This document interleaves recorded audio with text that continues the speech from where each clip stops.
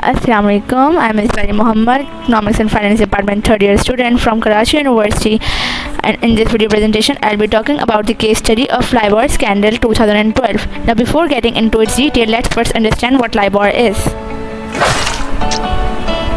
Born in 1986 and stands for London Interbank Offered Rate. It is the rate at which major global banks lend to each other in the international interbank market for short-term loans. Let's understand it with the help of an example.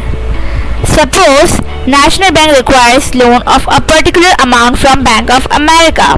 Now the question arises, at what rate the American will lend to a Pakistani bank? It is the LIBOR that decides the cost of borrowing and lending between these two banks. Thus, the charge rate will equate to LIBOR plus spread. Spread is basically a premium that bank earns over LIBOR rate. If, for example, the current prevailing rate of LIBOR in market is 5% and the Bank of America charges 1% as a spread rate, then the rate at which this transaction will take place will be equal to 6%. However, LIBOR not only served as a globally accepted benchmark interest rate, but also for various financial products such as mortgages, loans, and derivatives interest setting reference rate. ICE Intercontinental Exchange oversees the calculation and published process of LIBOR. But how it is basically calculated? Well, each day ICE asks major global banks to share their estimated charge for loans, and the association then take out the highest and lowest figures and calculate the average from the remaining figures, which is known as trimmed average.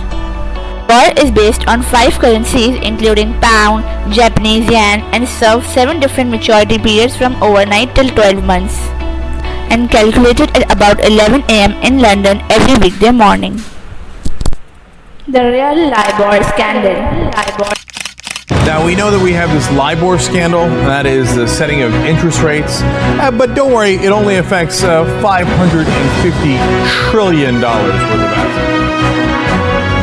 There are 12 banks involved, including U.S. banks like JP Morgan Chase, Citigroup, etc.